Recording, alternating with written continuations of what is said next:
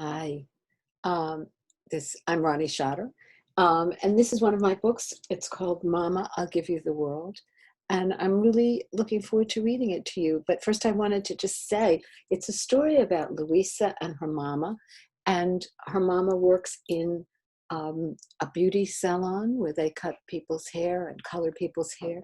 And in the name of the salon is Walter's World of Beauty, and the mama wants to give Louisa the world. You know how mamas love you, and Louisa wants to give her mother a world. She wants to plan a surprise for her.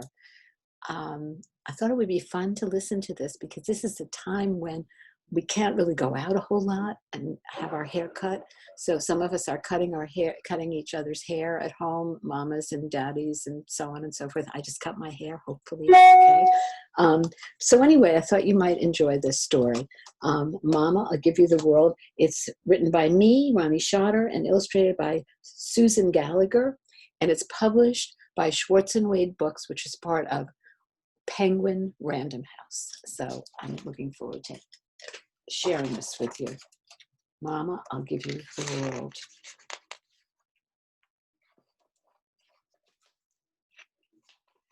When Papa was around, Mama loved to dance, but Mama doesn't dance anymore. She works hard every day at Walter's World of Beauty, cutting, coloring, and curling. After school each afternoon, Louisa's bus drops her at the door to the world. Everyone greets her.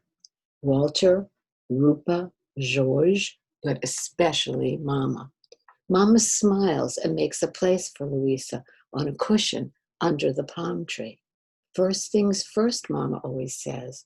So there, by Walter's bottles of beauty with names that whisper promises, raspberry radiance, evening glamour glow, Sunday night soother, Louisa does her schoolwork. While Mama, like a magician, turns Mrs. Koo's dark hair the color of sunset, Walter, George, and Rupa cut and comb. So everyone's busy, and Louisa's busy doing her homework. When she finishes her homework, Louisa takes out her scissors, her glue, and her paper and does what Mama does, cuts and colors and curls, portraits of the customers. So she's doing this with cut paper and collage. Isn't that great? All the different customers. Everyone in the world is a flower, her mother always tells her. Together, they make a bouquet. So Louisa cuts slowly, noticing how different each flower is and how each one comes in a special size and shape.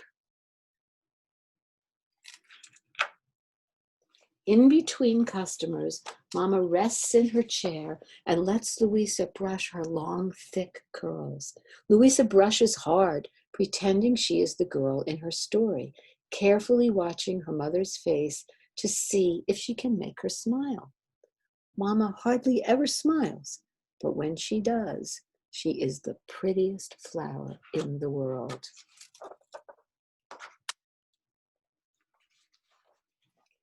Louisa loves to look at the pictures at her mother's station. One is of Louisa, here she is. The other is of Mama long ago, happy and dancing, in a large room that looks like a palace, crowded with people and full of lights. Mama says the name of the palace is Roseland, but Louisa doesn't believe her. She thinks her mother has made up the name because she loves flowers. Can we go there, Louisa asks. She imagines the two of them holding hands and dancing at the palace Mama calls Roseland, but Mama shakes her head no. She holds the picture in her hands and her eyes look at something far away and once upon a time, something Louisa can only guess at.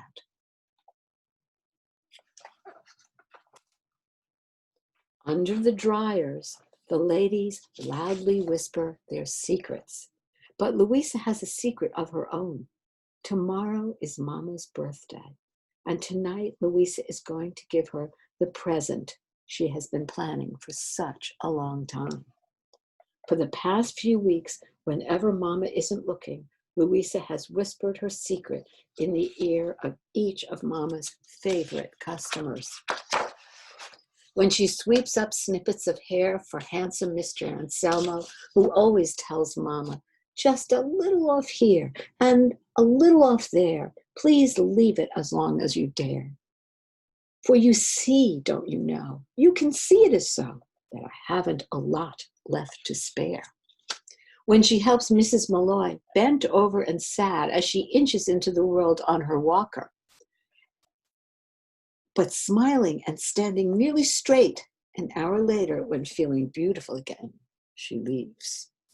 When she helps Mama brush and braid Hazel May Dixon's go everywhere hair till it looks like neat, shiny rows of licorice.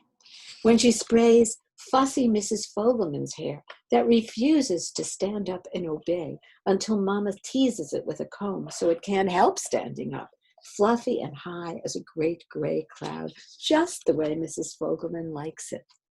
And when she removes the giant pink and purple rollers that turn Mrs. Rodriguez's dark tangles into an ocean of gentle waves. At 6 o'clock, it's time at last to go home. Louisa exchanges secret winks with Walter, George, and Rupa. Going, shh, surprise. Then she and Mama hang up their smocks and empty their pockets, heavy with tip money. It all goes into a special envelope. First things first, Mama says. She is saving for Louisa for college. Mama wants Louisa to learn everything. Outside, the world stretches before them, dark, mysterious, and twinkling with store and street and starlight. Louisa and Mama stand together looking at it, feeling oh so small. Mama's hair sparkles in the light, so do her eyes. The world is big, so much more for you to know, so much more for you to see. One day, if I can, Mama says, patting the envelope deep in her coat pocket, I will give the world to you. No, thinks Louisa. Tonight, if I can, I will give the world to you for your birthday. At home that evening, Louisa asks Mama to try on her prettiest dress, the one with roses and violets and vines that encircle Mama's waist the way Louisa's arms do when they hug. Please, Mama, Louisa begs. Not now, Mama says. I'm tired. Pretty, please, Louisa asks, opening her eyes as wide as Walter's windows and looking at Mama in a way she knows Mama can't refuse. All right, Mama says, and puts on her dress. While she does, Louisa pretends to be searching for something.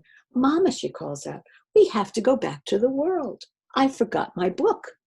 Louisa hurries and hands Mama her coat. Mama pushes the coat away. No, she says, it can wait till tomorrow. Louisa is worried. But Mama, she pleads, it's for my book report. Don't you always tell me first things first? Mama sighs and puts on her coat.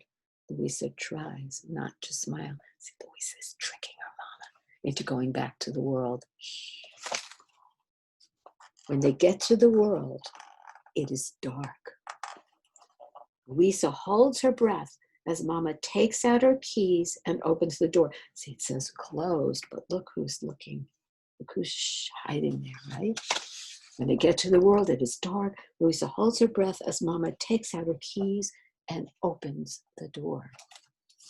The moment Mama turns on the light, music fills the world. Surprise!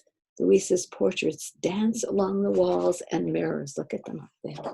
Walter, Rupa, and George have filled the room with roses and have hung tiny lights that wink like eyes. All of Mama's favorite customers are there, dressed up, but Mama, smiling, is the prettiest of all. Happy birthday, everyone yells.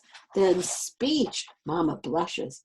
First things first, she says, and gathers Louisa into her arms. For your birthday, Louisa says, I wanted to turn the world into Roseland. You did, Lulu Bell, Mama says. Thank you all. Mama, Louisa asks, as the music swells from Walter's boombox, will you dance with me? Mama doesn't move and she doesn't answer.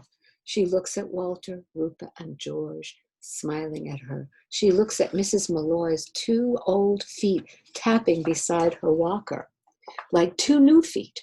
She looks at Mrs. Fogelman's great cloud of hair turned golden by the lights and changed into a clear weather cloud.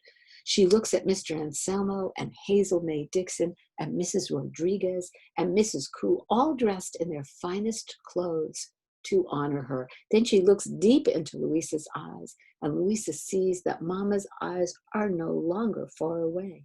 They are near and clear and wet with tears. Shall we dance, Mama asks Louisa.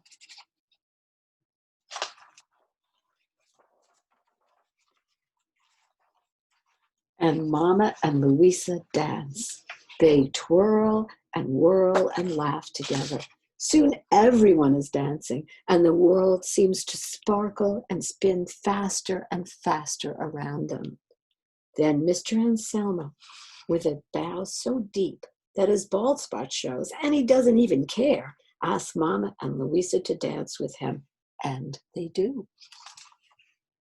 And the way Mr. Anselmo smiles at Mama and the way she smiles back at him make Louisa think there is no more beautiful place in the world than this world, and the world they are dancing in now. And we, even though many of us are stuck inside, are still in this beautiful world. It's a world of spring right this moment, and it's always a beautiful world. So I hope, whether through a window or outside in some way, if you can, that you enjoy the world. I hope you enjoy all the people you love and who love you. And I've enjoyed sharing my book with you so very much. Thank you so much.